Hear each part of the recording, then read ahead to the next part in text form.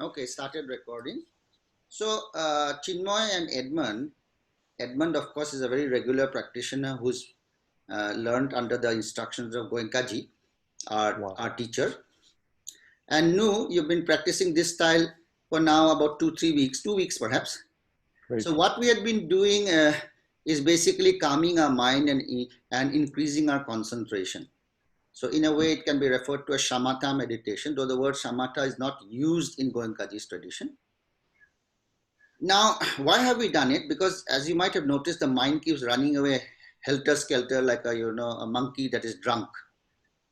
So unless one is able to focus the mind to a certain degree, it's very difficult to see and focus on the inner workings of the body and the mind. This tradition always works within the framework of the mind and body, because any experience that we have can only take place within the framework of mind and body. That is why you will notice that the same thing happens outside, but each one has a different experience. So there's an accident on the road, you are watching, I am watching. Our experiences are not the same because it's not an objective experience, it's a subjective experience. And how does this experience takes place? It takes place through, uh, sensory data coming in through our sensory organs, isn't it? We have the five sensory organs, but in Indian tradition, both Hindu and Buddhist, we have a sixth sensory organ, the mind. Because the mind has the capability, mind not only processes the sensory data, it has the ability to combine and analyze and create new information. So these are the six sensory doors. So it is through this that we actually have experiences. So what we have been doing is focusing on the breath, which is one sensory experience. But a far greater sensory experience is the entire body, because the entire skin is the sense of touch, and the skin is the biggest organ in the body. And you will notice, if you calmly observe your body carefully with alertness, you will feel a lot of sensations all throughout the body, constantly happening 24 hours a day. Right now, if you feel your buttocks hitting the chair, you'll feel sensation of pressure there. If your fingers are intertwined, you'll feel the fingers touching each other. And then if you concentrate a little more quietly, you will feel more subtle sensations all over the body. So we have gross sensations and subtle sensations. For example, if you fall and you hurt yourself, you can easily feel the strong sensation of pain. That's a very gross one. When we say gross, it means it's easily observable by the mind, even if it is not trained to concentrate. But in order to see the variety of experience, of sensations, and its very nature all through, we need to be able to even observe and be aware, rather be aware and observe the, the most subtle of all sensations. Now, neither I have not reached a stage where I observe very subtle sensations, but definitely I observe a lot of sensations. And during the intense retreats, I'm sure Edmund and I have the same experience of going even deeper because they're constantly practicing. So, what is the purpose now of moving from breath observation at a single point to observing sensations all over the body? And secondly, this is my understanding. Why observe sensations only on the body? Why not in the eyes, in the ear, inside the ears? Because you see, when light hits the eye, there are sensations, but we're not aware of it. Why? It's very subtle. But imagine you're looking at the glaring sun, you will feel the burning in your eyes. So when it's very strong, you can feel the sensations. When you hear normal sounds, you don't feel that there's a sensation, but there is. If you hear the sudden, high-pitched, loud sound, you'll feel a pain in your ear, right? So basically, we have got used to certain level of sensations and we become unaware of it, right? So we are aware. But now skin is very easy. It's much bigger. The sense of touch is much bigger. So we observe there. Sorry, I can't even switch this off because I need the sound for the alarm. No problem. Uh, so what is the logic? Why do we have to observe carefully with concentration these sensations in our body? For that, I would like to share a slide and show you what it is. Let me see.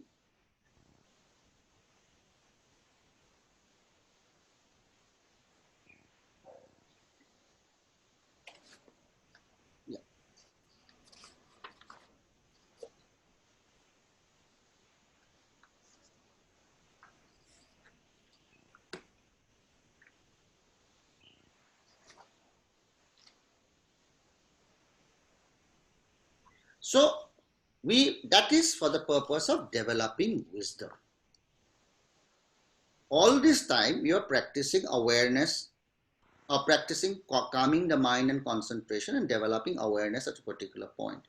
But as one teacher said, awareness is not enough. Simply developing awareness. Even a dog is aware, a cat is aware, a birds are aware, but they're not enlightened. They're not liberated from the burdens of life. So one has to graduate from awareness to wisdom. It is only when wisdom arises in us that we become free.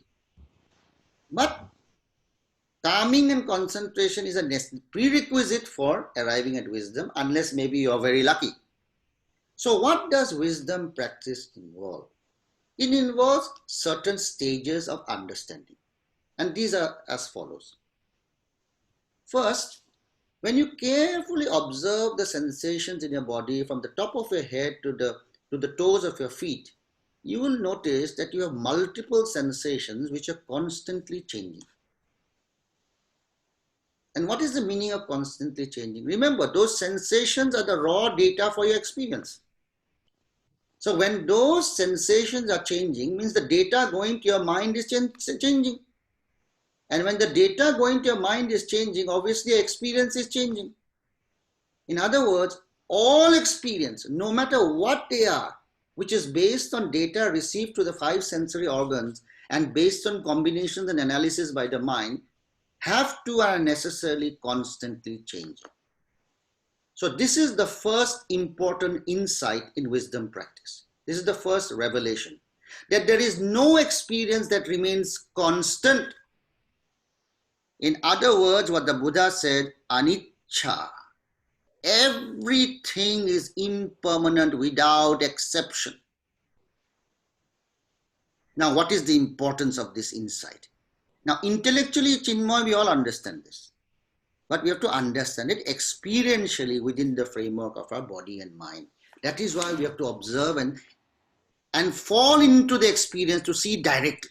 Not intellectually understanding in the head, like saying, we all know we'll die. But how many of us live like as if we'll die tomorrow? We always think we'll die when we're 80, 90. But we could be dead the next moment. And if you tell someone we're going to die the next moment, amangalya baat mat bolo. But if you really, truly, experientially understood that death is completely uncertain kind of any time, many of our greed and attachment all would disappear right now. So there's a difference between intellectual understanding and a difference between an experiential understanding. So by observing carefully the constant change in the sensations arrive on our body, we become more aware experientially of the changing nature or the impermanence of all experience, as the Buddha says, anicca. Now what happens, the greater we understand it, the greater the degree of our experiential direct understanding of impermanence of all phenomenon, or shall we say all experience, the mind shifts. It stops craving and clinging. Now stopping, of course, is an ultimate goal, but it will reduce. Our craving and clinging for experiences will reduce. Now, Nu, I'm addressing only you because Edmund is already aware of it and perhaps is already meditating. Nu, you see, in the Buddha's perspective, there is basically one proximate trigger for all suffering. That's craving. Whenever we're craving for anything, there is no choice but to suffer. And craving is not exactly the same as desire. Craving is an intense desire. So your body has desires. You'll need to drink, you'll have desire to interact, all that. But when it becomes obsessive, it starts controlling you. It becomes intense. That's so intense that without having it, you feel uncomfortable at a subconscious or conscious level. That is when it becomes craving, and we have thousands of craving. Craving leads to the next stage called clinging. Now, what do we crave for? People may say we crave for food, we crave for companionship, we crave for sex, we crave for alcohol. No. Buddha has distilled it to only 3 possibilities. Very simple. Very, very simple. There are only 3 types of experience. Only 3 types. pleasant experiences, unpleasant experiences, and experiences that are neither pleasant or unpleasant, what you call neutral experience. So for right now, you are sitting in a comfortable position. Maybe it's not so pleasant nor unpleasant. You are not so concerned with it. But you are hungry and you have tenga, which you love. It might be a very pleasant sensation on your tongue. Someone gives you a nice tight slap. It's an unpleasant experience both in the mind and the body. So you can have any of these three. So what do we crave for? We don't crave for the alcohol. We don't crave for the cigarette. We don't crave for the food or the sex or whatever. We crave for the pleasant experience that comes with it. And we also crave for unpleasant experiences to disappear. If I have a terrible pain in my leg or a mental suffering like depression I had, I'm craving for it to go away. That is called aversion. But basically it's a form of craving. And as far as neutral experiences are concerned, since they're not strong, we remain ignorant of them. We remain unaware of them, and the mind remains in a state of ignorance, which is actually the ultimate cause of suffering. Craving arises because of ignorance of the nature of impermanence. But we'll forget about that. So when the mind understands experientially new, that every experience, pleasant, unpleasant, or neutral, are constantly changing, it realizes what is the point in craving or clinging to it. Because it will go. If I had a wonderful summer, the summer will end. If I had a horrible, terrible monsoon with rains and floods, that will also change. So since everything changes, it is meaningless to hold on to it. But that is a different kind of insight from a mere intellectual understanding. And what is it that we cling to? We cling to the pleasant experiences. So craving leads to clinging. What is this clinging? When we crave for a pleasant experience, means the pleasant experience is not yet come. We are craving for it. When it comes, then we start clinging to it. So for example, I'm craving to go on a holiday to the Bahamas because it has not come. Once it comes, you're there in the Bahamas, now you cling, you don't want to come back. People have this clinging also when they go for Vipassana retreats. They go for this 10-day, 20-day retreats. It's very tranquil, very nice, like an ashram. You're provided the food, you only meditate, no problems of the worldly life. At the end of that, they don't want to go back. They don't want to face the stresses of the world. That's also a form of clinging, spiritual clinging. So then the logic is this. When we know impermanence, the mind does not crave. When it does not crave, it does not cling. When it does not crave and cling, the mind is no longer agitated. Yes. Because agitation comes from craving and clinging. So to the degree, Chinmoy, I do not crave or cling, to that degree my mind is not agitated. And when I completely stop craving and clinging, which has been given as a possibility by the Buddha, has given us that hope, then our mind is completely unagitated. And when the mind is completely unagitated, it becomes free of all burden. There is no fear. There's complete calm, equanimity, and contentment. So this is the logic, and that is when you are liberated. Liberated from what? Because this is not the Hindu concept of union with the Atman or with God or whatever. It is, he's not interested. For him, God is an irrelevant question. For him, it is the end of suffering which was relevant, because he went out and saw so much of suffering.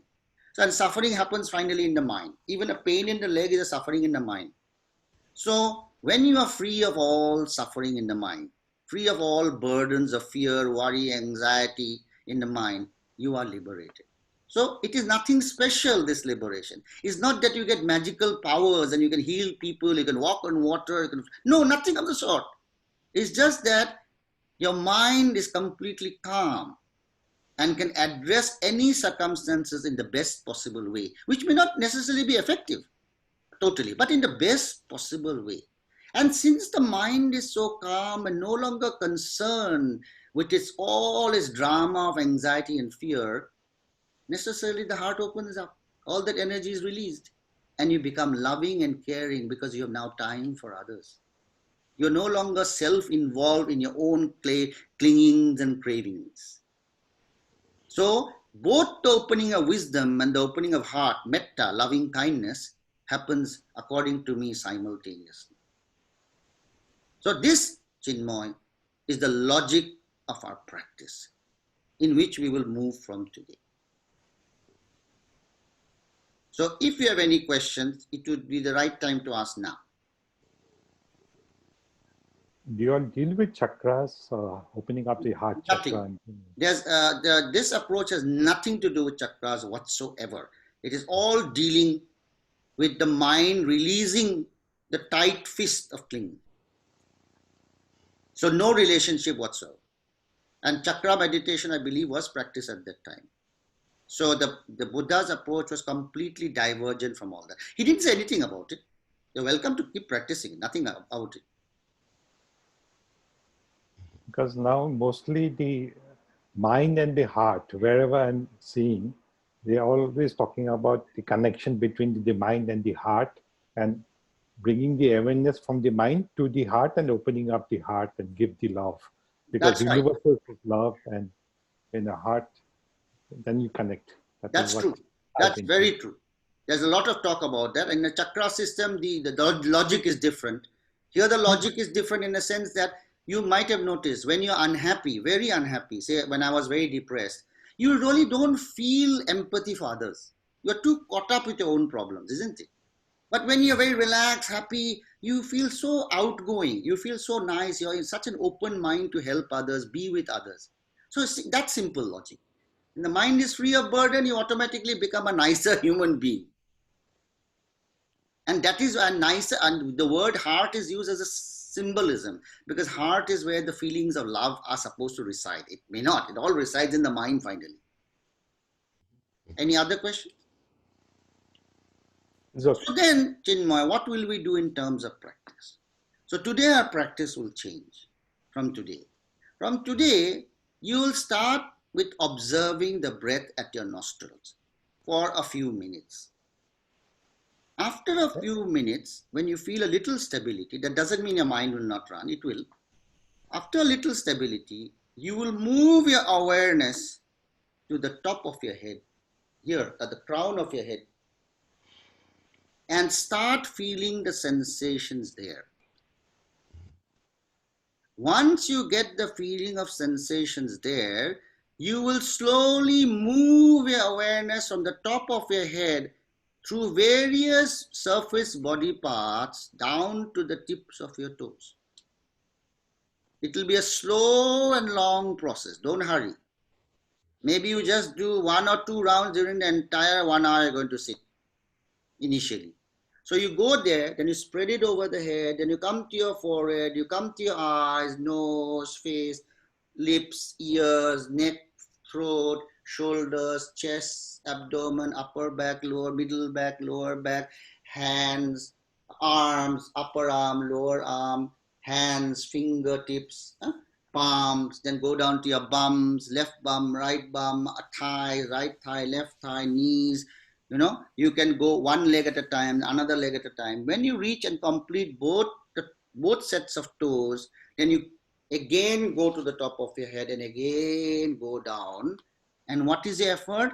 Your effort currently will be to be aware of as many sensations as you can be. You are still not looking so much at the impermanence of the sensations. Because first you have to become aware of as many sensations as you can before you can look into whether they are constant or changing, right? So basically you are doing a similar concentration practice, but it's a moving concentration. So after we do, and you regularly practice moving concentration at your own, when you think it's okay, you can start looking and observing how the sensations are changing, and therefore become aware. So there's a pain here, after some time the pain is gone. There's a pleasant sensation here, then it's gone. You see, that is how you see. Pleasant is changing to unpleasant. Unpleasant is changing to pleasant. It's becoming neutral. Within a pleasant sensation, there are small parts which are painful. Other parts are pleasant. So we will analyze, break it up, see how changing, flux. And when you do this sometimes in deep retreats like I've had experience, you suddenly sometimes realize the whole body is nothing but sensations. There is no solidity to the whole body. Absolutely. And that's again not supposed to be a mystical experience. It's just the reality of things. Mm-hmm. But that we don't need to, and that is not something we can control, and that is not something you can again crave for. Dangerous. Similarly, Goenka ji emphasizes this point, hammer and tongs, and still many students don't follow it as he says. Do not fall into the game of sensations. No.